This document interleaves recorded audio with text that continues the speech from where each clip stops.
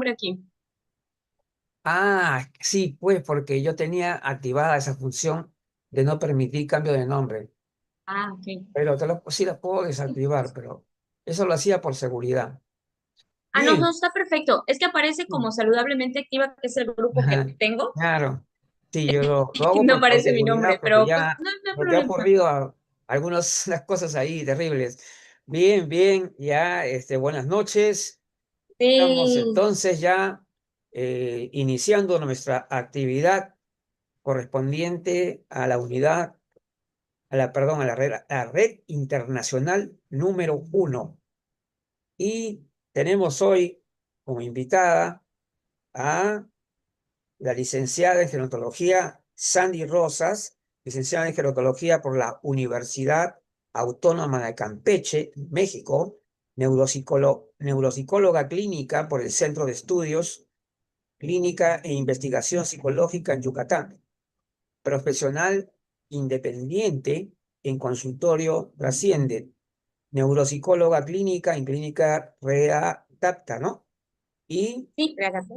docente en licenciatura en psicología en la Universidad Latina. Perfecto. Bueno, entonces, con mucho gusto le damos paso a nuestra amiga Sandy Rosas, porque ya la conocemos de buen tiempo y esperamos tenerla más seguido por acá también con el central. Vamos a ver. Ya está activada, creo que sí está activada. Lista. Ah, no. Ya te activé la función, ¿ah? Ah, Sí, ok, para que vamos a puedas nada más. compartir pantalla. Sí. Ok, muy bien. Bueno, este, vamos a ir empezando. Primero que nada, Luigi, muchas gracias por invitarme, a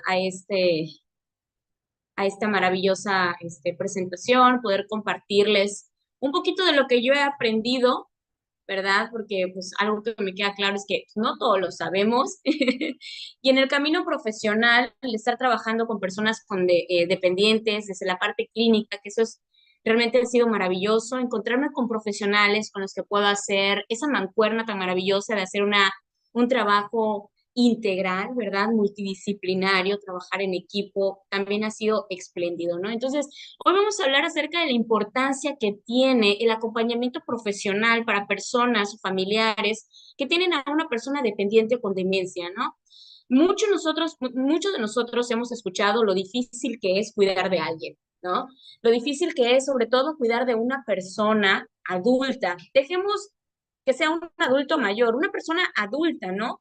Que tiene ciertas características de alteraciones cognitivas, conductuales y emocionales que pueden a nosotros también, pues obviamente, modificar nuestro estado de ánimo, elevar el cansancio tanto emocional, mental como físico.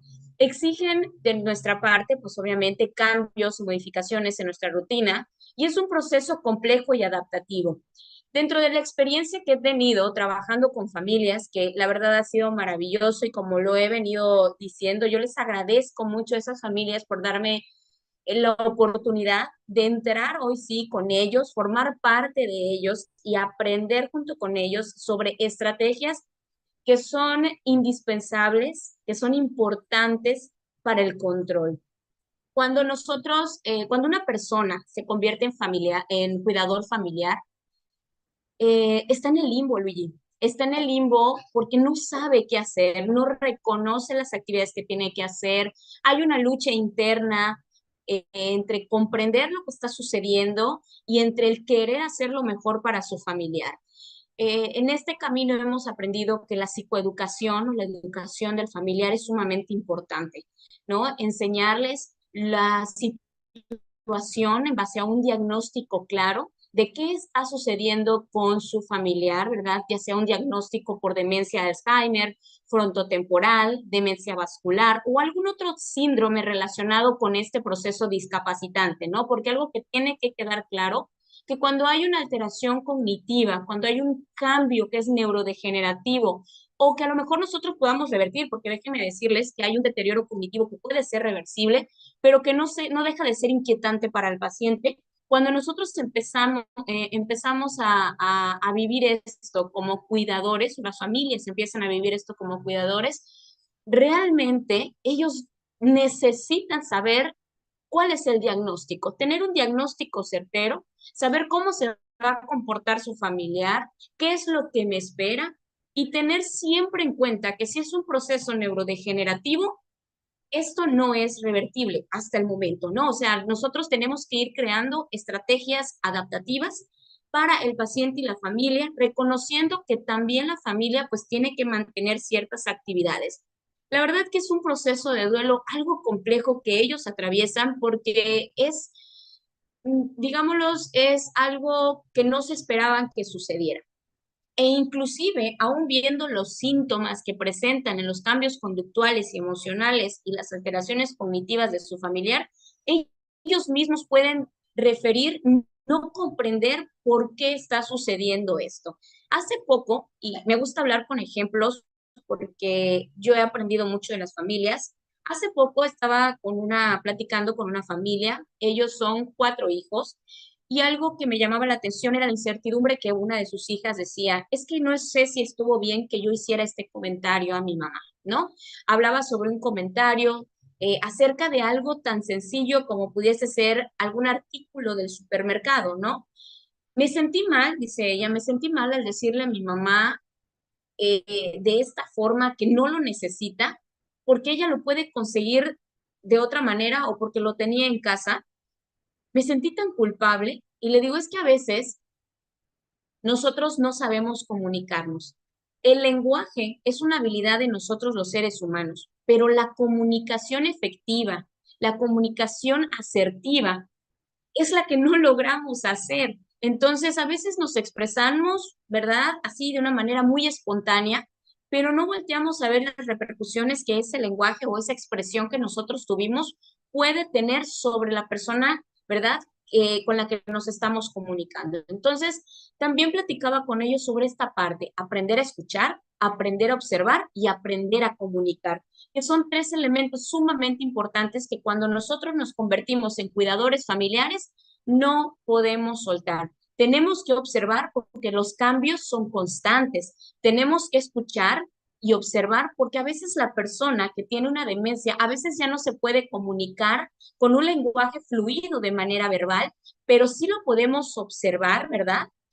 En cuanto a actitudes, gestos, movimientos, cómo está su composición corporal y eso nos va a indicar a nosotros si está inseguro o insegura, si está temerosa, si está feliz, si está inquieta, si está ansiosa, si no quiere estar en esa situación. Por ejemplo, digo que a mí me ha servido muchísimo trabajar de esta manera integral, multidisciplinaria, porque hace unos momentos hablaba con la fisioterapeuta con la que compartimos pacientes y me decía, oye Sandy, fíjate que acabo de ver a nuestra paciente y noté que estaba muy ansiosa, no se resistía a hacer los ejercicios.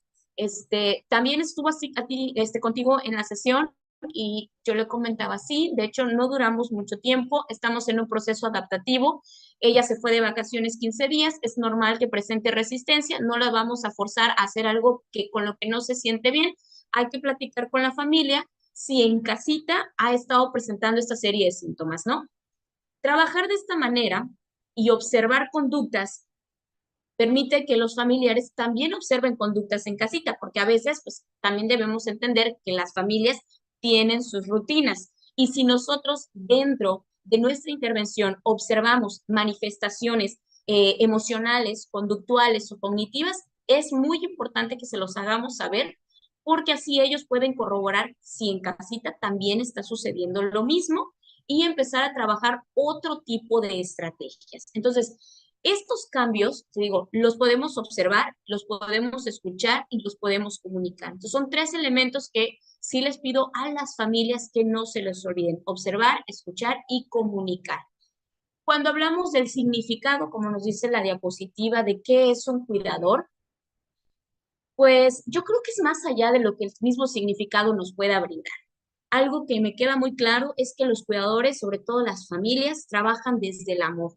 Ese amor incondicional que le tienen a su familiar por ver que ya hay cosas que no pueden hacer. Las familias lo sufren, Luigi. Los de verdad se sienten muy, digamos, ¿cómo puedo decir? Inestables en cuanto a esa inseguridad que sienten sobre cómo actuar en referencia a lo que está sucediendo. Se sienten en un proceso de duelo realmente, en una negativa de, ok, esto no es real, o pueden estarlo afrontando y sí sentir un sufrimiento real por lo que están viviendo, por el desconocimiento que tienen acerca de esto. Cuando hablo que ellos tienen algo importante que es el amor, es porque ellos actúan desde el amor para poder sobrellevar la condición de su familiar. Y aunque suene un poco duro, cuando actuamos desde el amor, esto puede ser positivo y también puede ser negativo. Y suena algo fuerte, pero es real. Cuando actuamos desde el amor, a veces no queremos afrontar la realidad. Y cuando actuamos desde el amor, también podemos querer proponernos hacer todo lo que está de nuestra parte para comprender y atender la situación. O sea, son dos puntos de vista que tenemos con las familias y hay que aprender a detectar en qué punto está la familia, ¿sí? Porque cuando nosotros empezamos a dar la información como profesionales sobre lo que está ocurriendo con su familiar, es importante saber en qué contexto se encuentra. Si se encuentran desde el amor de no quiero comprender, no quiero, estoy en un completo estado de negación sobre lo que está ocurriendo, pues nosotros tenemos que abordar de manera diferente el llegar hacia ellos a través de la educación sobre la enfermedad. A diferencia de aquellos que dicen, ok, Sandy, me queda claro, es un diagnóstico, es degenerativo, esto va a avanzar, ¿qué hago? Es diferente, están actuando los dos desde el amor, pero uno desde la negación y el otro desde la aceptación. Y tenemos ambos grupos, ¿eh? Realmente en consulta lo he visto, tenemos ambos grupos e inclusive me ha tocado situaciones en las que tienen la primera sesión conmigo y ya no regresan. Luego, pasado 2 meses, 3 meses, cuando el proceso ha evolucionado y es más severo, ya los tengo conmigo nuevamente, ¿no? Y es cuando dicen, ok, Sandy, ¿sabes qué? Esto se me está saliendo de las manos, quiero escucharte, veo que mi mamá ha estado progresando, me asusta que hay cosas que veo que ha dejado de hacer, noto un poco de tristeza en su rostro, no estoy pudiendo llevar esto de manera adecuada, necesito ayuda, ¿no? Cuando ellos ya manifiestan esto, pues obviamente ya hay una evolución inclusive en el paciente. Cabe mencionar que no es tan sencillo. Y no solamente ocurre con los pacientes con demencia, Luis, ocurren con las personas adultas mayores cuando tienen cambios en el estado de ánimo. Hay muchos adultos mayores pasando con cambios como la depresión y la ansiedad o incluso trastornos mixtos depresivo-ansiosos. Y esto los vuelve un poquito más vulnerables. Y más si hablamos de adultos mayores que tienen entre 75, 80 años pero que no son totalmente independientes, es decir, que están en una silla de ruedas o que usan bastón o que tienen un burrito, ¿no? Hace poco, también hace como casi 3 meses, me llegó una paciente con un trastorno mixto. Ella es bueno, no es profesional como tal, pero ella realizaba funciones de enfermería hace mucho tiempo, ¿no? Me queda claro que comprende la situación del estado de salud y la importancia que tiene. Sin embargo, depende de los hijos su atención. Y si tenemos un hijo que está en la negativa y normaliza la tristeza en el adulto mayor, ella no va a recibir atención, ¿no? Eso también es otro punto importante, quitar todos esos estereotipos y tabúes que rodean al adulto mayor. ¿Sí? Decirles a la familia, no, no es normal que tenga alteraciones en la memoria, no es normal que se desoriente, no es normal que tenga la habilidad emocional, eso no es normal, ¿sí? La tristeza frecuente no es normal. Ese es un síntoma de que algo está ocurriendo. Entonces, tocar este punto puede ser también algo susceptible para las familias. Que recordemos que venimos de una sociedad que ha normalizado durante muchísimos años la soledad en el adulto mayor, la tristeza en el adulto mayor, el abandono en el adulto mayor, las demencias en el adulto mayor, la sexualidad en el adulto mayor. O sea, venimos de una sociedad que ha normalizado tantas cosas que hoy en día sabemos que no son ciertas. Un adulto mayor no tiene por qué estar triste, un adulto mayor no tiene por qué estar solo, un adulto mayor no tiene por qué presentar cambios emocionales o inestabilidad emocional, ¿no? Un adulto mayor no tiene por qué presentar cambios en la memoria, porque esto es parte de una salud cognitiva, ¿sí? Entonces, si nosotros entendemos eso, que no es normal, podemos abordar, ¿verdad?, con las familias y cambiar ese pensamiento. Algo que también, pues frecuentemente me preguntan en el consultorio es, Sandy, ¿mi mamá va a mejorar? Sandy, ¿mi papá va a progresar? ¿Mi papá va a volver a ser el mismo de antes? ¿Va a poder salir a la calle solo? Entonces, en ese punto yo les digo, miren, no lo puedo saber si no le hacemos una evaluación. Yo necesito evaluar, necesito entrevistarlo, necesito saber en dónde estamos hoy con él, ¿no? Si solamente hay cambios cognitivos asociados a una cuestión del estado de ánimo, podemos trabajar con psicogeriatría, con psicogerontología, con alguien que, ¿verdad?, que nos pueda ayudar a resolver este estado de ánimo, ¿sí? Inclusive un tanatólogo, ¿verdad? Entonces, si vemos que esto no es solamente un cambio relacionado al estado emocional, sino que va más allá de eso, tenemos que primero cerciorarnos que sea una enfermedad neurodegenerativa, ¿no? Por ejemplo, que sea una demencia, ya sea vascular, frontal o Alzheimer, ¿no? Entonces, abordando esta parte y determinando que es una demencia, yo puedo saber si es una demencia o no, si puede haber un progreso o no en el familiar. La semana pasada tuve la oportunidad de evaluar una persona, una adulta joven, ¿sí? A punto de ser una adulta mayor, 59 años en la ciudad de Campeche. Ella durante casi toda su vida estuvo pasando por difíciles momentos, cambios muy bruscos, donde ella tenía que afrontar esos procesos a nivel emocional, ¿no? Entonces, ¿qué era lo que sucedía? Que esos cambios en el estado de ánimo, si son frecuentes, hacen un cambio químico en nuestro cerebro. Ese cambio químico en nuestro cerebro, ¿sí?, dificulta, altera o modifica cómo las estructuras cerebrales se comunican. Y si altera cómo se comunican, obviamente a través de la conducta nosotros vamos a ver una deficiencia o alteración, ¿no? Que si casi no presta atención, que si se le dificulta organizar sus ideas, que no puede planificar los tiempos, que llega a la cocina, abre el refri, ya se le olvidó qué objeto va a buscar, etcétera, ¿no? Empezamos a ver ese tipo de conductas.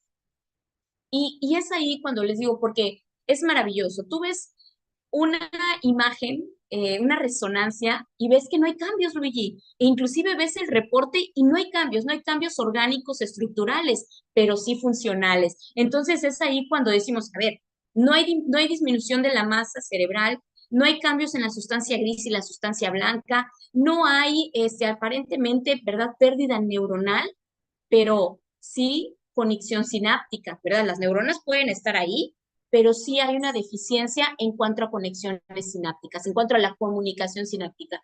Entonces, eso solamente lo podemos especular, yo le digo especular, mediante una evaluación, es decir, implementar una evaluación y hacer una impresión diagnóstica, porque al final quien tiene la última palabra después de evaluar al paciente, pues es el médico, sea este geriatra, neurólogo, neuropsiquiatra, psiquiatra, internista, solamente ellos pueden decirnos claramente, ¿verdad?, qué está ocurriendo con un diagnóstico certero, que inclusive en el último año hemos visto que se han necesitado ya afortunadamente estudios de laboratorio genético. Eso es maravilloso. Esos estudios de laboratorio genético permiten más certeramente conocer qué tipo de enfermedad neurodegenerativa tenemos, si es Alzheimer o si existe la posibilidad de una enfermedad de Parkinson y ya estemos enfrentando cambios en el deterioro, en lo que es la cognición por enfermedad de Parkinson, ¿no? Bueno, pero regresando a la parte de la importancia del acompañamiento profesional en una persona, en un familiar que cuida a una persona con demencia, ya hablamos que primero está la parte de la psicoeducación o la educación de la familia en torno al diagnóstico del paciente. Luego de ahí tenemos la parte de la generación de estrategias, Luigi. Generar estrategias, voy a hacer el cambio de diapositivas, ¿vale? el generar estrategias, estas estrategias que permitan una correcta adaptación, mantener calidad de vida, aumentar la autonomía, pero sobre todo que también el familiar pueda mantener sus rutinas, rutinas que son sumamente importantes. En en estos últimos meses, nos han llegado muy buenas noticias de esas intervenciones que hemos tenido en las familias. Ha disminuido la culpa, ha aumentado la satisfacción en las personas, ha disminuido la tristeza, que aquí, como aquí te pongo, son sentimientos que se generan en una persona que cuida a una persona con demencia. Entonces, esto ha disminuido el sentimiento de culpa, la insatisfacción, la soledad, la tristeza, el abandono, el nerviosismo, porque ellos sienten una guía, sienten un acompañamiento. Inclusive hemos disminuido el ingreso a residencias o institucionalización del paciente con demencia. Eso es maravilloso, ¿sí? Porque están en un hogar, están en una casa con la familia, algo que ellos reconocen. Y hemos poco a poco ido creando estrategias como la implementación de carteles, ¿verdad? Visuales, porque a veces se pierde el lenguaje, se pierde la lectura. Entonces, aunque yo le ponga baño, cuarto, habitación, closet, ya difícilmente lo puede, ¿verdad? Diferenciar cuando está en una demencia avanzada, ¿no? Entonces hemos implementado carteles, hemos implementado luces en los pasillos, por ejemplo, esas luces que cuando vas caminando, pum, pum, pum, se prenden solas, ¿verdad? Y eso es maravilloso. Hemos implementado tecnologías, Luigi, como cámaras, porque déjame decirte que algo que los adultos, sobre todo los adultos que tienen demencia vascular, que están un poco más conscientes que aquellos frontalizados con demencia tipo Alzheimer, han permitido la colocación de cámaras en habitaciones, en baños, pasillos y entradas del hogar, ¿no? Claro que ha sido un trabajo constante, ¿no? Y se ha explicado que la implementación de las cámaras no quiere decir que sus hijos vayan a invadir su privacidad, que eso ha quedado bastante claro y también se les ha explicado a los hijos, esta no es una herramienta para invadir tu privacidad, ni ustedes pueden invadir la privacidad de su familiar. Recuerden que sigue siendo papá y que sigue siendo mamá, porque algo con lo que he batallado, Luigi, es que me digan, ¿verdad que ya es como un niño? Uy, he batallado bastante con esa expresión y les he dicho, no, no es como un niño. Sí, sigue siendo papá y sigue siendo mamá, solo que en un estado de vulnerabilidad, nada más, pero sigue siendo papá y mamá, sigue siendo un hombre y una mujer de 78 años, de 59, como es en este caso, de 85 años. Y como tal, se va a comportar. ¿Por qué? Porque ese adulto todavía, dentro de su nivel de conciencia, mantiene que puede tomar decisiones, aunque esté vulnerable. Algo que no ocurre con los niños. La mayoría de las decisiones con los niños las toman los tutores. En este caso no es así. Claro que cuando la demencia avanza, ¿verdad? Sí, hay que también convertirnos en tutores. ¿Por qué? Porque hay decisiones como es el dinero, el seguro, los pagos que nosotros tenemos que hacer por ellos porque hay un deterioro cognitivo. Ya no pueden ejecutar funciones ejecutivas, pero eso no quiere decir que nos convirtamos en mamá ni en papá. Nos convertimos en cuidadores de personas en un estado de vulnerabilidad, nada más. Entonces, he platicado con ellos y he tratado como que de derrotar, ¿no? Esa frase tan repetitiva que ellos tienen y lo han comprendido de una manera maravillosa. Y te digo, se han implementado este tipo de estrategias e inclusive hemos implementado la Alexa, ¿sí? ¿Por qué? Muchos de mis pacientes viven solos, Luigi.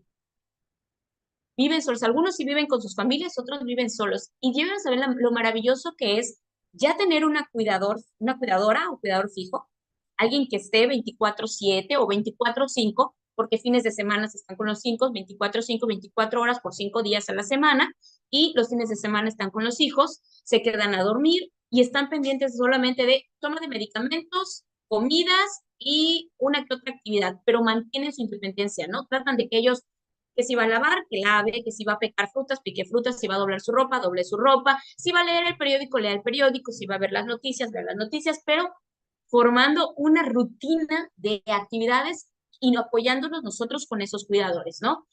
Y hemos implementado el Alexa porque la Alexa, pues la podemos configurar y es maravillosa la tecnología, puede estar a nuestro favor y podemos allá poner los horarios, ¿no? Y la Alexa te recuerda, te dice a qué hora hay que sacar la basura, a qué hora hay que tomar el medicamento, a qué hora tengo mi consulta médica.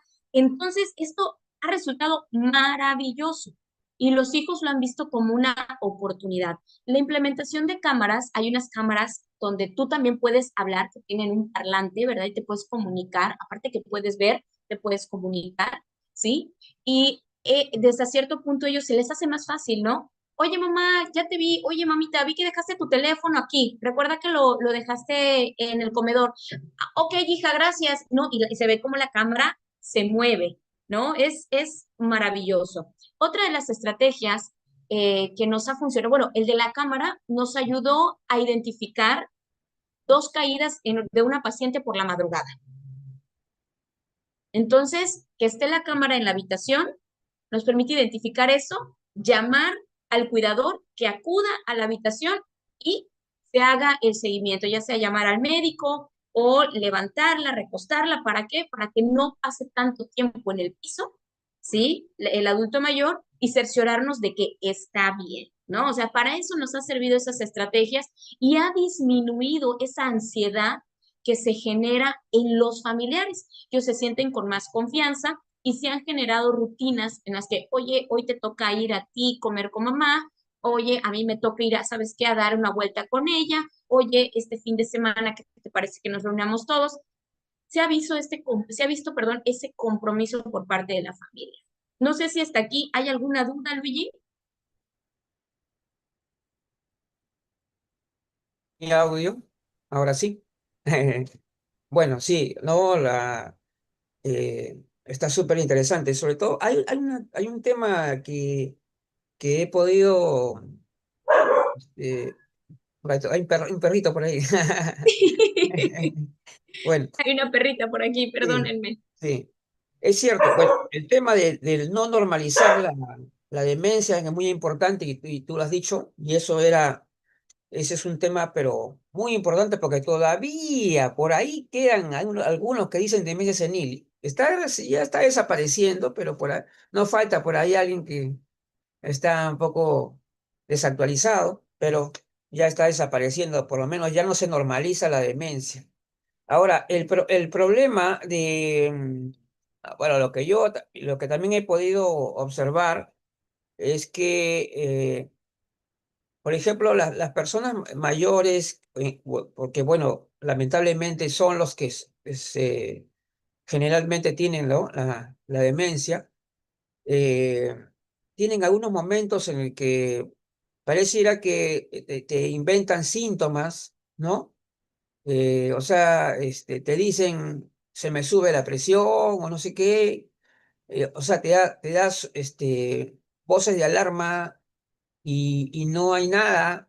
O sea, después, ese es un tema también bastante recurrente con las personas que cuidan y personas que cuidan ven ese tipo de cosas, ¿no? Ven ese tipo de cosas, de situaciones de personas que, por ejemplo, dicen, quiero que me lleven a mi casa cuando está en su casa. O sea, decir, eh, pareciera que, no sé si esto tú me lo vas a explicar mejor porque tú sabes de esto, es de que esa persona parece que el pasado lo convierte en presente, es decir, como si hubiera retrocedido varios años del pasado, entonces dice, quiero ir a mi casa porque ella está pensando en la casa donde vivía hace años atrás. Y este es un fenómeno frecuente, me parece, en el Alzheimer, ¿no? En el Alzheimer. Sí, de hecho puede ser la desorientación de la realidad, puede ocurrir Sí. en todas las demencias, ¿eh? Ah, Lo he ya, claro. visto tanto en frontalizadas como en Alzheimer y mixtas. Ahorita tengo precisamente una vascular, Sí, una demencia vascular que sí presenta mucha desorientación en la realidad Y precisamente una de las estrategias que nosotros manejamos es esta, ¿no? Ujú, Orientación en la realidad y terapia de reminiscencia.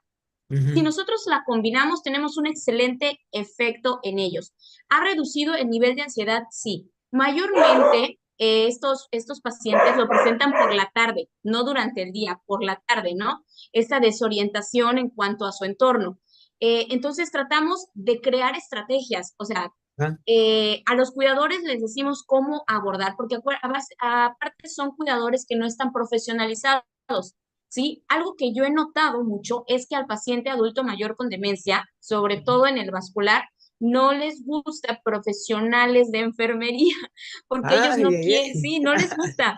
¿Por qué? Porque dicen que ellos no están enfermos, ¿no? Eso es lo que he detectado y hemos recurrido a cuidadores o personas que Ujú, atienden el hogar, pero les damos instrucciones constantes, ¿no? De ujú. hecho, hoy me alegró muchísimo y te voy a contestar ahorita tu pregunta, pero no quiero recalcar esto, porque Sí, no hay que sentenciar o sacrificar tampoco a estas personas que se dedican al cuidado de adultos mayores y claro, más si claro, ellos ponen de su parte. claro que sí. Esta cuidadora hoy me dijo y me pareció una noticia maravillosa, Ujú. pero me dice, doctora, yo estoy yendo a terapia porque quiero hacer un mejor trabajo para cuidar.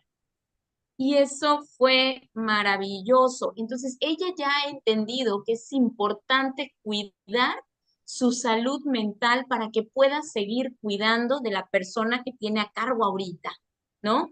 Entonces, ya respondiendo a la parte de la desorientación, efectivamente es algo que frecuentemente pasa, pero tenemos dos técnicas que podemos utilizar y estrategias que podemos ayudar tanto a cuidadores como a hijos que ellos puedan implementar. Mira, desde la salida del domicilio, irles a dar una vueltecita, ir al parque, ir a comprar un heladito, un Ujú. agua o algo y regresar al mismo domicilio, ¿sí? Que eso es una estrategia que hemos visto que ha funcionado, que es salir de la misma casa y regresar a la misma casa y ellos dicen, ay, ya vine a mi casa, ¿verdad? Eso Ujú. nos ha funcionado bastante bien, hasta estrategias comunicativas para orientar en la realidad. Por ejemplo, fijarnos de objetos que son relevantes o importantes. Hablándote de la paciente con demencia vascular que presenta Ujú. desorientación, ella tiene algunos objetos de valor, o sea, de valor Ujú. emocional, porque su papá se los compró cuando ella se casó y todavía los conserva. Sí. Entonces, cuando ocurre esta desorientación, que estando conmigo, o con las hijas, que dice, es que esta no es mi cuarto, estoy preguntando a qué horas me van a venir a Ay, buscar, porque yo ya pasé mucho tiempo aquí y ujú. nadie me dice a qué horas vienen por mí. Entonces empezamos a platicar y le digo, oiga, y ya leyó el periódico, porque le gusta leer el periódico. Todo tiene que empezar con una plática, un diálogo normal. Nosotros no podemos ir directos, ni muchísimo menos ser tajantes con esto, ni manejar una negativa. ¿No? Entonces yo le empiezo a preguntar en base a lo que ella me ha contado sobre ella misma. Y le digo, oye, ¿ya leyó el periódico? No, es que me lo dieron, pero no me dio ganas de leerlo. Oye, ¿le parece si lo podemos agarrar tantito? No sea mala, ayúdeme a leer la fecha, ¿no? Y me dice, ay, hoy es, por ejemplo, hoy es 22 de agosto del 2025. Es 22 de agosto. ¿Y qué día estamos? Y le decimos, ay, no, pues es que hoy es viernes. Es viernes, ¿verdad? Sí. ¿Qué tiene pensado hacer hoy? Le pregunto, ¿no? Así nada más. Y me dice, no, pues es que me dijeron que a lo mejor venían por mí, que creo que me voy a quedar a dormir con mi hija. Ay, qué maravilloso, qué bueno que se va a ir a dormir con su hija. Oiga, ¿y se acuerda que un día me platicó que su papá le había regalado algunas cosas? ¿Cuáles son? Y me empieza ella a mostrar, no, pues es que me compró ese baúl me lo compró mi papá, me lo mandó desde no sé qué ciudad y la verdad es un recuerdo muy bonito y me empieza a platicar de su historia, ¿no? Entonces, yo aprovecho eso y empiezo a trabajar una terapia de reminiscencia, aprovechando la información que me dice, no, es que mi papá me lo regaló. Oiga, y ¿cuántos años tenía usted cuando se casó? Porque sé que me va a decir que ese baúl se lo regalaron cuando se casó. Entonces ella me dice, no, pues fíjate que yo me casé, tenía tantos años, yo ya no me quería casar porque mi mamá se había enfermado, pero mi papá me dijo, no, hija, cásate. ¿Y cuántos años tenía? Y me empieza, no, pues tenía 25 años.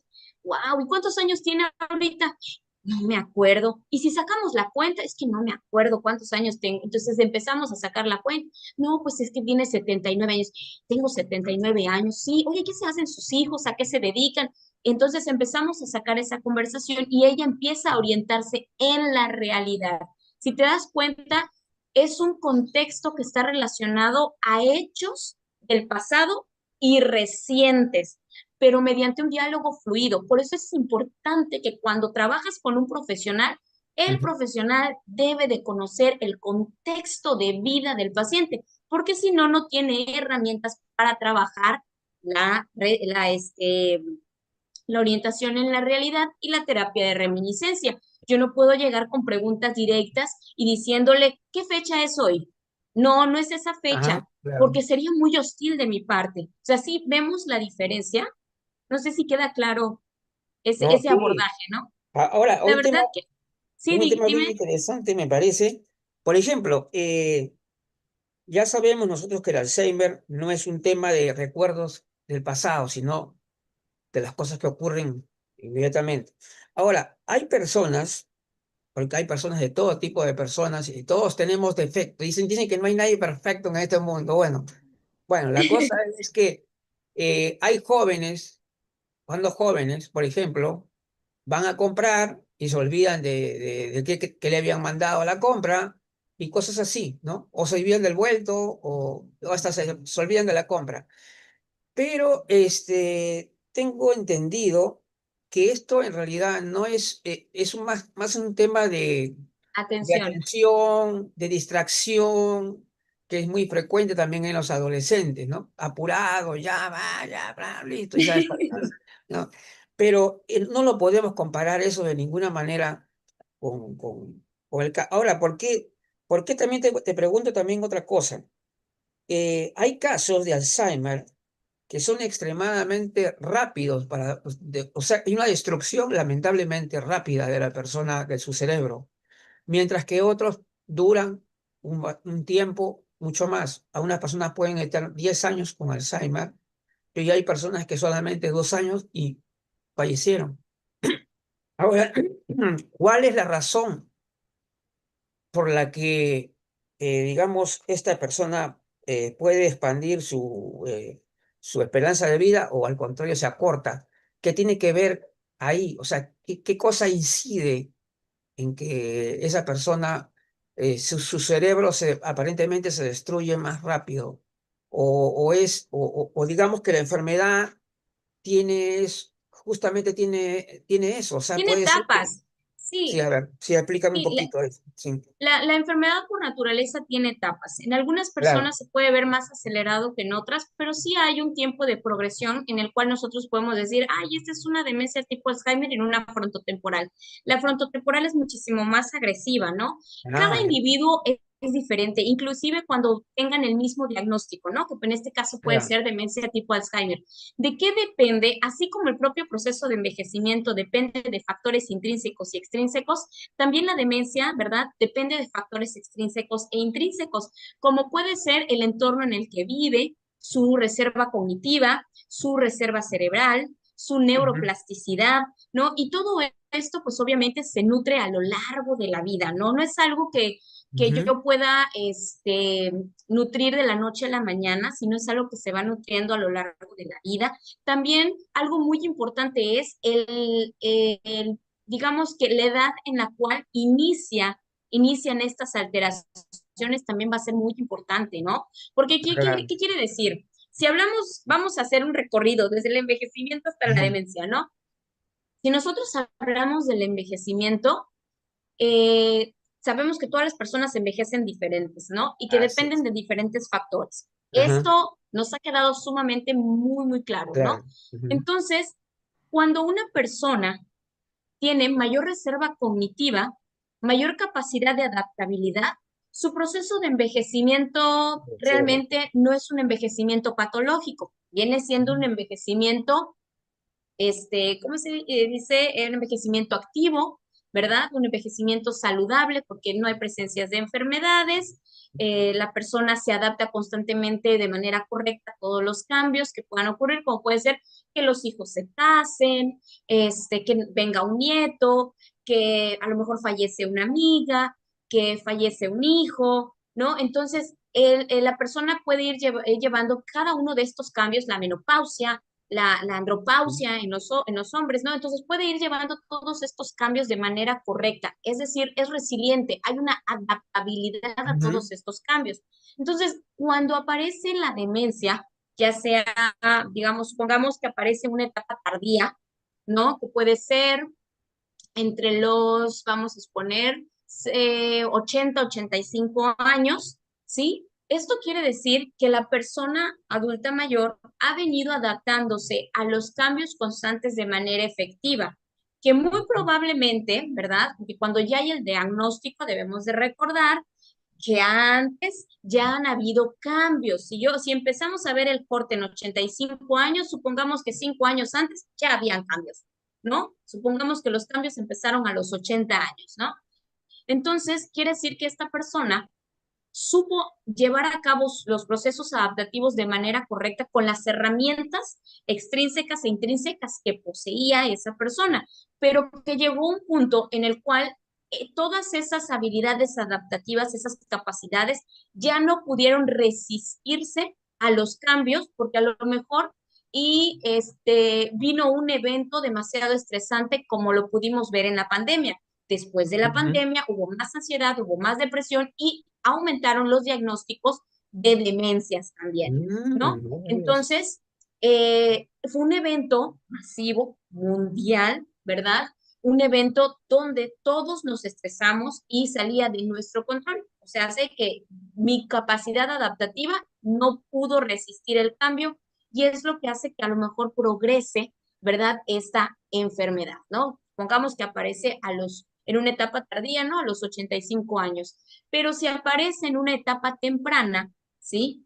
Obviamente, cuando va transcurriendo los años, vamos a ver que cuando alcance la edad de 85, de 85 años, ya va a estar en una etapa avanzada de la demencia, ¿no? Ujú, A diferencia del que empezó a los 85, que puede estar enfrentando la transición entre una etapa leve a moderada, ¿sí? ujú, Lo que quiero decir con esto es que depende mucho el año, la edad en la que aparezca o que se realice el diagnóstico, ¿no? ujú. La reserva cognitiva, la reserva cerebral, la plasticidad cerebral, Ajá. factores extrínsecos e intrínsecos, todos ellos juegan un papel importante para que la enfermedad progrese de una manera acelerada o no lo haga, ¿sí? El Ujú, entorno se ha visto que también es un factor, mira, que entra dentro de los factores extrínsecos, ha sido un elemento sumamente importante para que la persona lleve a cabo un proceso de adaptación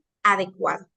Cuando el entorno no es integrador, no es ujú. positivo, sino que viene siendo un ambiente de conflicto donde no hay comprensión hacia lo que está sucediendo con el adulto mayor o con el adulto, porque hoy hemos visto adultos con demencia, pues obviamente no van a tener un correcto proceso adaptativo, ¿sí? Ujú. No sé si con esto queda un poquito más claro. Sí, no, sí. Es que acá, a ver, acá tenemos otra cosa más. La reserva cognitiva, ya.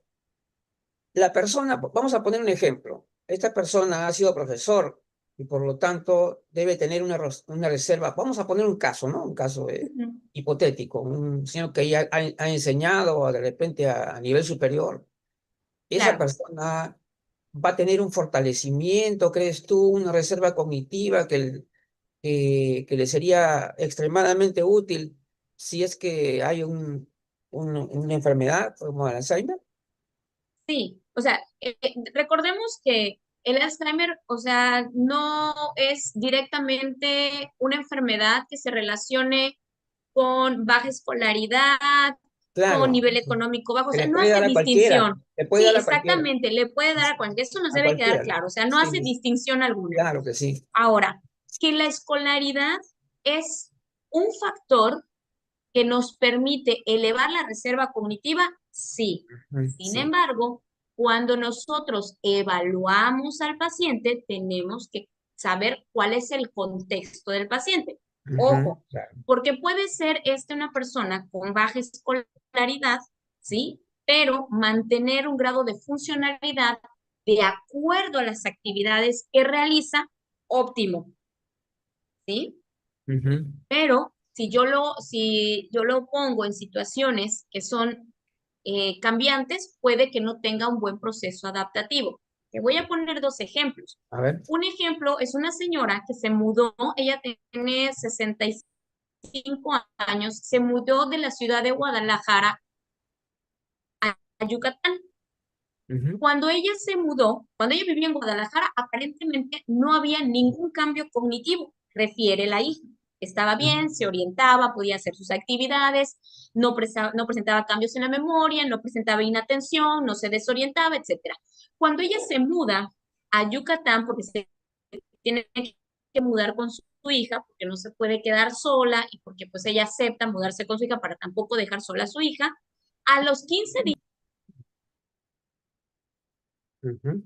desorientación, cambios en la memoria y alteraciones atencionales, ¿sí? Esto, pues obviamente, ¿a qué lo podemos deber? Al cambio de residencia, ¿sí? Recuerden que todos los cambios pueden ocasionar manifestaciones clínicas en nosotros, ¿no? Ujú, Y todo dependerá de mi capacidad de resistencia y de mi capacidad de flexibilidad cognitiva, algo que está relacionado a la reserva cognitiva. Muy bien, entonces, cambia de domicilio y esto se vuelve a incrementar. O sea, ella dice, es que mi mamá hace 15 días ni siquiera estaba así, ¿por qué está así? ¿No? Uno, puede estar presentando cambios a nivel emocional, tristeza, estar en un proceso de duelo, porque pues dejó su casa, dejó a sus amigos que tiene por ahí cerca, ahí vive toda su familia, entonces está en un proceso de duelo, ¿verdad? Y ujú. estos cambios emocionales pueden llegar a afectar la cognición de la persona, es decir, no tener directamente un diagnóstico de demencia. A lo que Claro, voy es que los cambios modifican el rendimiento así es. funcional del sujeto, Ah, ¿ya? puede generar Entonces, si estrés. esta persona tiene una baja escolaridad, puede generar, exactamente, si tenemos una baja escolaridad y una Ujú, baja adaptación funcional, es ahora, cuando tenemos una elevado grado de escolaridad, se espera que la persona con ese elevado grado de funcionalidad o de escolaridad, perdón, pueda tener una mejor adaptabilidad a los cambios. ¿Por qué? Porque ha fortalecido el pensamiento flexible. El pensamiento flexible es ujú. aquel que nosotros utilizamos para poder ir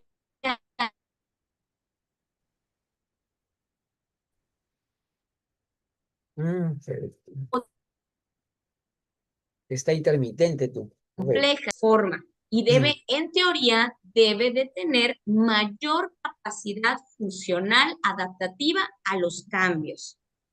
Esto es en teoría. Nosotros lo vemos en la evaluación. Por ejemplo, una mujer adulta con 16 años de escolaridad, pero nunca ejerció profesionalmente, se dedicó a ser ama de casa, sí puede tener una elevada reserva cognitiva, a pesar de que se haya dedicado a ser ama de casa. ¿Por qué? Porque tiene 16 años de estudio, ¿sí? Entonces, de acuerdo a la evaluación o la prueba que nosotros realicemos, ella tendrá parámetros, ¿verdad? Que nos indiquen a nosotros si está en lo normal, en lo esperado, bajo para su edad, ¿sí? O está disminuida, ¿no? O sea, cuando ya hay una alerta que está bajo para su edad y bajo para su estado de escolaridad. Para eso nos sirven las pruebas, que de todas maneras a nivel funcional lo podemos ver. Por ejemplo, una persona con alto grado de escolaridad, es decir, mayor de 12 años escolares, ¿sí? Puede tener la capacidad de retener, vamos a ver, de 12 estímulos, 10 o 12, ¿no? Ujú, Sean palabras, sean números o letras. Sí puede poder hacerlo, debería poder hacerlo, ¿no? En ujú, cambio, pues una persona de baja escolaridad puede que no lo pueda lograr, ¿sí? ujú. Esos son los diferenciadores que nosotros vemos. Y lo vemos, por ejemplo, cuando hacemos la aplicación de una prueba, Sí. como la es el test de Hopkins, ¿sí? Que trae la lista de palabras, se la decimos, son 12 palabras, y la trae para hacerla 3 veces, ¿no? Son 3 ensayos, se la decimos y vemos que de primera instancia solo nos dice 3 o 5. O sea que tienen la capacidad de consolidar 5 estímulos y traerlos del recuerdo. Algo que no se ve en una persona que no tiene deterioro cognitivo, que tiene alta escolaridad, porque han logrado recordar entre 8 y 10 estímulos, ¿no? Pero ya hay un deterioro cognitivo. Que nosotros tengamos un mayor grado de escolaridad y que esto permita incrementar la reserva cognitiva, porque no solamente es la escolaridad, son las experiencias, las Ajá, actividades que realicemos, tanto sí, sociales como sí, sí. lúdicas, recreativas, lo que nutren a nuestro cerebro, ¿sí? Todo esto puede potenciar nuestra capacidad, ¿sí? E incluso en la identificación de cometer errores. Cuando vemos a una persona que tiene una alta escolaridad y la vemos en una evaluación neuropsicológica, podemos observar que son capaces de identificar que han cometido un error en alguna tarea. Ah, Y te lo ok. dicen. ¿Puedo Ujú, repetirlo? Es que me acabo de dar cuenta que no lo hice como me dijiste, ¿no? Ellos ujú. pueden identificar esto. En cambio, en una persona se ha visto con baja escolaridad, uno, hay una complejidad en la comprensión de indicaciones complejas. Dos, hay una disminución en la ejecución de la tarea, ¿no? Hay Ujú, muchas cosas que se tienen que evaluar. Yo no me puedo ir directamente al contexto objetivo, ¿sí? Que es la prueba, que es cuantitativa, sino que también me tengo que basar en el contexto subjetivo, que es algo cualitativo, ¿no? Que yo obtengo a través de la observación y la escucha de la historia del paciente y la aplicación de las pruebas. No sé si con esto te ayudo, Luigi, a aclarar un oye, poquito esa parte. buenísimo, buenísimo. Pero acá, mira, hola, te lo voy a dar las últimas inquietudes. De cuatro horas, así, sí, sí, sí. Claro, Sí, bueno, hay que tomar en cuenta una cosa, ¿no? sí, El estrés puede ser un factor, digamos, que a veces también resulta engañoso, ¿no? O sea, por ejemplo, una sí, persona que está en un estado alterado de estrés, probablemente se olvide, bueno, poco más que su nombre ya, o sea, es decir, absurdamente se le dejó la llave o lo que sea, de repente, ¿por qué? Porque está en una situación de estrés, ¿no? así Está es. recargado de cosas, entonces eso no, no sería algo patológico, sería una cuestión simplemente de que la persona se calme, recupere su tranquilidad Exacto. y ya se Es dé que hay que evaluar cuenta, el contexto. Así, claro, y ve, y entonces la persona, en ese momento los recuerdos incluso retornan. Es verdad, estaba aquí la llave, sí, algo así. Esos son cosas exactamente. comunes, por ejemplo. Sí, Entonces, ahora, lo otras, que no, perdón, lo que no sí. podemos nosotros normalizar es que sea frecuente. O sea, si la Ah, persona se que sea somete a cada rato, no, situaciones, pues claro, claro, ahí exactamente, se sí. somete a Eso, situaciones de estrés, claro, pero constantemente está estresada, ojo, ese demasiado es un no, síntoma negativo, claro, ¿no? Porque una pero la cosa es abstracción. enfrentar momentáneamente una situación de estrés y otra Exacto. es estar constantemente en una situación de Que estrés, ¿no? esté, que se repita esa situación que tú estás Exactamente. diciendo. Claro, porque acá hay una cuestión con respecto a la capacidad de abstracción, que yo también quería consultar, porque según se dice, algunas personas en el curso del tiempo pierden una cierta capacidad para el pensamiento abstracto, ¿no? Eso es lo que tengo entendido. No sé si es cierto o no es cierto respecto al tema del pensamiento abstracto, lo que de alguna forma, si a una persona, por ejemplo, siendo ya mayor, continúa en sus conferencias, sigue trabajando en la universidad y todo lo demás, probablemente que ella va a ser muy fortalecida en ¿no? La En cuestión la capacidad de cognitiva. abstracción, ¿Y ¿sí? hasta qué punto, cómo evalúas tú que el tema de la capacidad de abstracción, ya, de ¿Mm? abstracción, es una ventaja? ¿Es Bueno, una ventaja o no es una ventaja? es una ventaja porque la capacidad de abstracción es una de las funciones que se encuentran de las ejecutivas, o sea, se Claro, apoya de funciones superiores y permite que nosotros podamos entender el contexto en el que utilizamos el objeto o la palabra, ¿no? claro, Esa es la capacidad de abstracción. Si nosotros no tenemos capacidad de abstracción, difícilmente podemos entender el contexto de lo que nos están Cos- diciendo. Pasa Los temas mucho, por ejemplo, complejos, temas complejos, exactamente, los temas complejos o, por no lo ejemplo, vamos aquí en México, que mucho el a... albur, no sé cómo se llama el otro, tenemos el albur y esa parte de como la ironía, ¿no? Ajá, Entonces, que está relacionado también al pensamiento flexible, ¿no? Que ujú, nosotros claro. podemos identificar en qué contexto se está usando, identificar si es un albur, si está hablando irónicamente, con el tono de voz, ¿no? Porque la Ujú. abstracción es eso, es integradora, hay que integrar, Sí, es muy ¿verdad? importante. Lo que significa en el contexto en el que estamos. Esto lo Sí, vemos mucho con personas, por ejemplo, que tienen trastorno límite de la personalidad, personas que son bipolares, personas que tienen trastornos, como puede ser trastorno de ansiedad o depresivo. ¿Por qué? Porque al responder sí, a una función ejecutiva, es decir, al responder a habilidades que son superiores, sí. ¿sí? Entonces requieren de una mayor planificación y organización mental. Ujú, ¿Ya?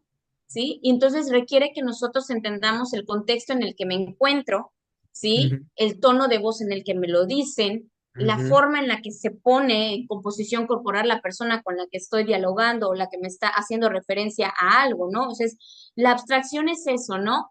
Traer una idea, un objeto o una situación y poderla comprender, ese concepto, ¿verdad? En diferentes situaciones, en diferentes momentos, no solamente centrarme en lo que es eso, sino entender el contexto, ¿no? Y Ujú, obviamente al tener un mayor grado de escolaridad, nosotros podemos entender más fácilmente ese contexto. ujú. Ojo, ojo, esas son una de las funciones que se ven disminuidas cuando hay baja escolaridad o cuando Sí, la pues, demencia, ¿verdad?, es exacto. severa, ¿sale? Es severa y Claro. ahí vemos que no hay forma de que comprenda esto, el contexto de la situación, ¿no? Entonces hay que trabajar en una rehabilitación, ya sea de compensación o de sustitución. Exacto. Ahora sí, ¿qué te iba a decir ya para la parte final? Bueno, ya sabes que nosotros estamos acá en vanguardia gerontológica. Así que en vanguardia gerontológica se hace análisis conceptual, ese tipo de cosas. Eso que significa bastante cuestión de abstracción. De hecho, Así. ahí yo sé que todas las personas no tenemos distintas habilidades. Algunos tienen inteligencias diferentes, es decir, por ejemplo, hay personas que son poco torpes para los trabajos manuales, pero son geniales para desarrollar teorías y de todo lo demás, ¿no? Mientras que hay otros que son habilísimos en esas cosas, pero no rinden cuando tienen que hacer cosas más abstractas. Entonces, eso de alguna manera digamos, la variedad de personas, ¿no? Si más adelante se deterioran, se van a su deterioro va a ser totalmente diferente, ¿no?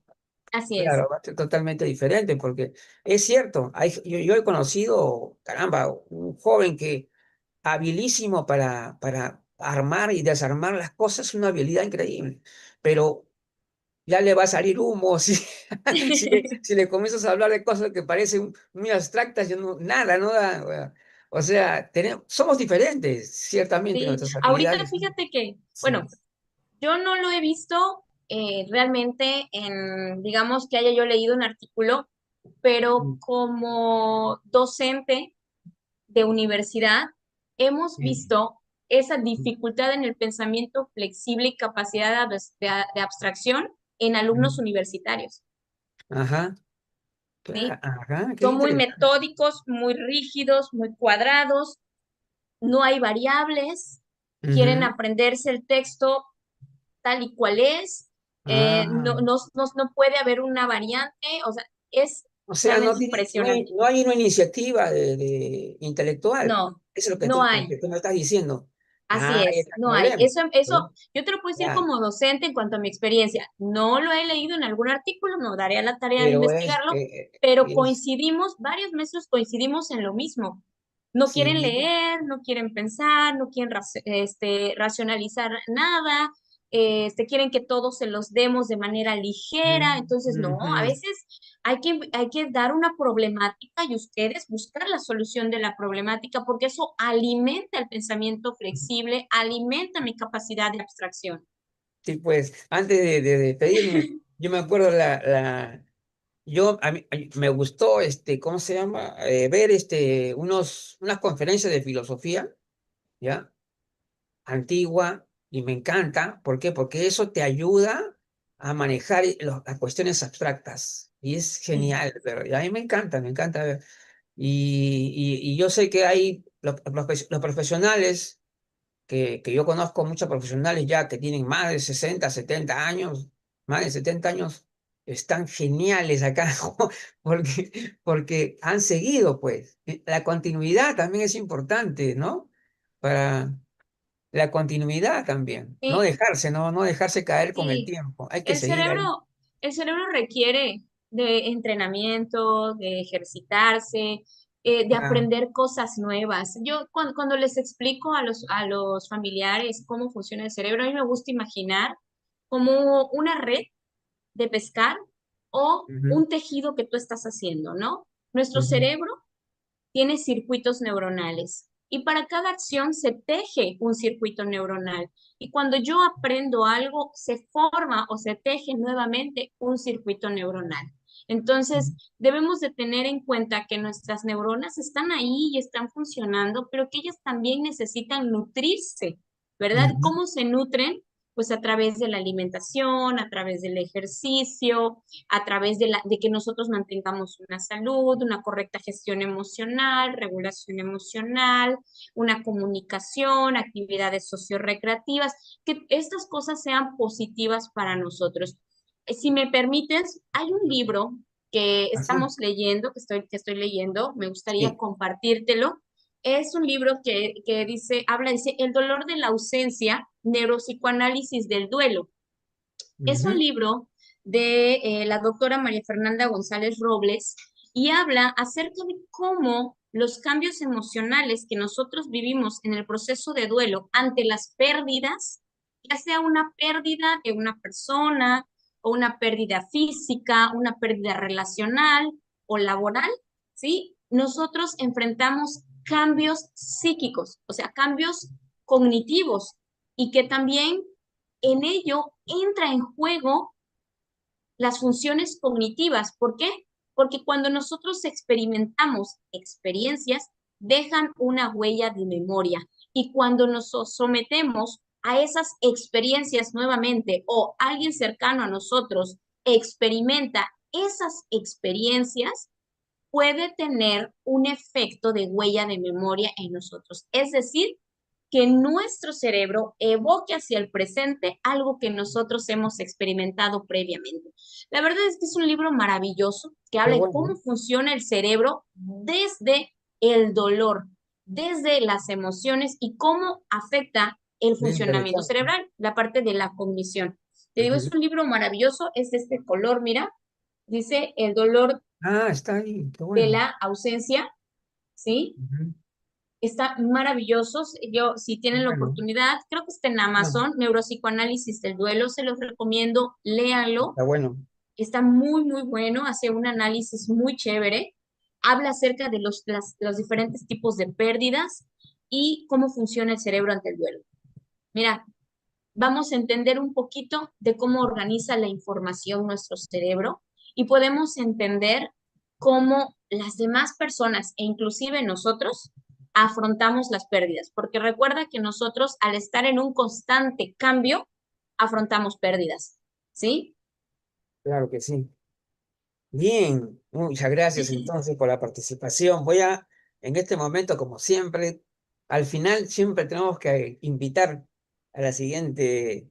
Bueno, mañana tenemos programa, como siempre. Los temas van a ser temas de controversia, de polémica. Va a haber mañana motivación, verdad y mentiras convenientes en la información gerontológica y intervención del comunicador gerontológico. Mañana al mediodía, mañana sábado a las 12. pero después, porque por estos días tenemos eventos bien importantes, ¿ah? Sí, sí, en estos días tenemos muy importantes los eventos. Tenemos, por ejemplo, aquí estaba ya, el jueves 28 tenemos la participación de la licenciada Elizabeth Peralta con el tema test neurocognitivos para prevenir la demencia. Mira, Es genial. sí, Elizabeth Peralta, ella es no creo que es de México, Argentina, no, Argentina, ella es argentina, sí. Acá, allá. Y también vamos a realizar de parte de la Red Internacional número 2 un evento que se llama La Voz de las Personas Mayores. 4 personas mayores líderes se expresarán manifestando sus inquietudes y lo que esperan sobre el futuro. Ellos son Elsa Hassan y Nelsa Tuli por Argentina y Luz Chávez y Ani Robles por Perú. Y los 4 de ellos son personas ya que tienen una experiencia muy importante, son líderes en su comunidad, han desarrollado gestión.